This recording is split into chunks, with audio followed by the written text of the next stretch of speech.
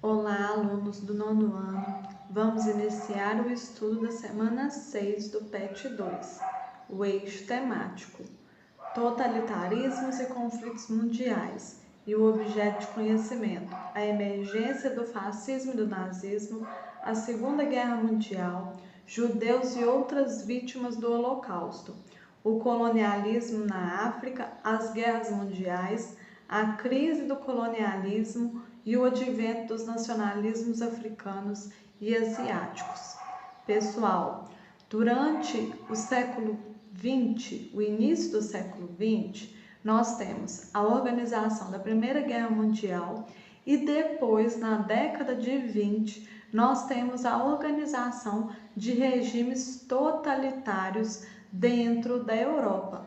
Esses regimes nós temos como exemplo o nazismo e o fascismo, formando a teoria nazi-fascista. A partir disso, nós podemos perceber que os regimes cunhados de nazifascismo, eles apoiam o autoritarismo, o totalitarismo, o militarismo e o nacionalismo exacerbado. A partir disso, há algumas diferenças entre os dois. Enquanto o fascismo se resume mais ou menos a esses pontos, o nazismo ele passa também a questão da xenofobia. E aí, com isso, há uma grande repulsa pelos estrangeiros, pelos povos que são de outros locais. Nós temos também o antissemitismo, a partir do qual há a exclusão de uma cultura, de uma região, pelo preconceito e também pela repulsa contra essa. Com isso, nós sabemos que dentro do nazismo, o grupo que foi mais perseguido foi o grupo dos judeus, que eram colocados em campos de concentração para tanto trabalhar na organização de armamentos para a Alemanha, mas também muito utilizados em experiências médicas para uma tentativa de evolução da ciência da medicina na época pela Alemanha. Infelizmente, os relatos de experiências empreendidas em judeus são terríveis e nós não temos nem noção do que esse povo passou durante o nazismo nesses campos de concentração. Além dos judeus, havia também a perseguição contra negros, homossexuais, testemunhas de Jeová, ciganos, entre outros povos que eram considerados estrangeiros da Alemanha. Mas por que essa perseguição contra esses povos? Contra os judeus é principalmente porque, após o final da Primeira Guerra Mundial, a Alemanha encontrava-se em situação de penúria econômica, a partir da qual acreditava-se que os responsáveis disso eram os judeus, que haviam levado as riquezas da Alemanha para outros países a partir de atividades comerciais. Além disso, havia o pangermanismo, que queria criar um país todo de origem ariana, onde seu povo fosse puro. Com isso, então, foram organizadas as ações de perseguição e extermínio de outras culturas. No regime fascista, por outro lado, há um grande apelo militar e também ao nacionalismo da população, fazendo com que essa se voltasse toda às ordens do governo e acreditando que o melhor seria o empreendimento de tentativas de domínio de novas terras para a organização de um império como era o Império Romano, e aí o retorno à glória daquele império.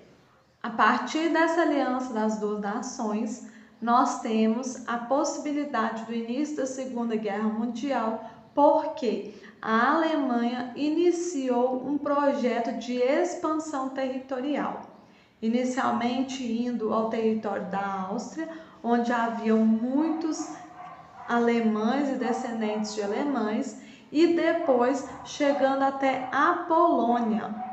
Quando a Alemanha chega à Polônia e há a invasão desse país com a aquisição de regiões, a Inglaterra e a França acreditam que deveriam parar a Alemanha e iniciam assim a Segunda Guerra Mundial. A Segunda Guerra Mundial contou com combates diversos, iniciada pelo chamado Eixo, que era Alemanha, Itália e Japão. Depois também ocorreu a Guerra Relâmpago, que era organizada pela utilização de helicópteros e tanques de guerra para obtenção de novos territórios. E depois nós temos também a tentativa de invasão pela Alemanha sobre a União Soviética, que não garantiu uma vitória do eixo, já que os soviéticos se prepararam para enfrentar a Alemanha e não deixar que ela dominasse a capital. A partir disso, nós temos também ofensiva entre Japão e Estados Unidos, quando a base militar de Pearl Harbor dos Estados Unidos é atacada pelo Japão, e aí a partir disso os Estados Unidos ingressa na Segunda Guerra Mundial, aliado à União Soviética, Inglaterra e França. Essa guerra se arrastou de 1942 a 1945, havendo no ano de 1942 a libertação das colônias da África do fascismo e também uma reviravolta onde o nazismo retorna para o centro da Europa após perder posições para a União Soviética. A partir disso é empreendido o Dia D, no qual há uma grande movimentação anfíbia, ou seja, os ataques eram por terra, por ar e por mar também, porque houve a movimentação das tropas por esses três meios, tanto pelo ar, tanto pelo mar, tanto por terra, para conseguir combater o nazismo dentro da Normandia. E em 1945 há o desfecho final da Segunda Guerra Mundial, quando o Japão é atacado pelos Estados Unidos nas cidades de Hiroshima e Nagasaki por bombas atômicas, que promoveram uma destruição considerável daqueles territórios. As colônias africanas que ainda permaneceram dependentes dos países europeus tiveram as suas independências a partir de algumas possibilidades após a Segunda Guerra Mundial.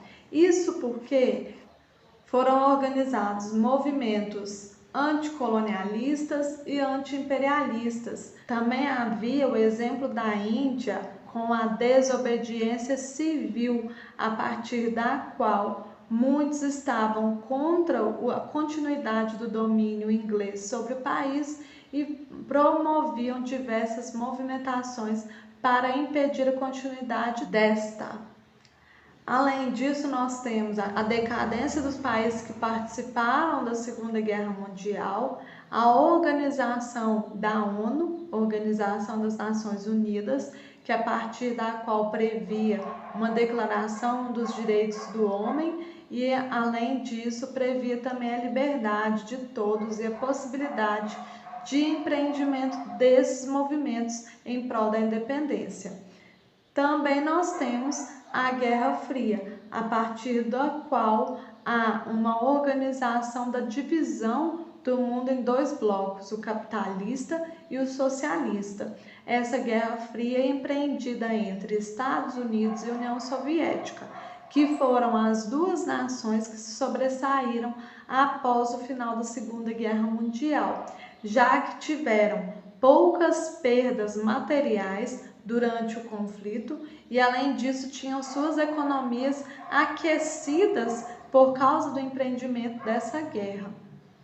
Com isso, nós temos a Guerra Fria, que é o conflito ideológico, político e econômico, a partir do qual não há conflitos armados entre as duas nações, porém a corrida armamentista, a corrida espacial, dentre outros tipos de disputas para provar se o socialismo ou o capitalismo eram os melhores regimes políticos. Ressalva-se que Os Estados Unidos apoiavam o capitalismo e queria o fim da disseminação do socialismo empreendido dentro da União Soviética.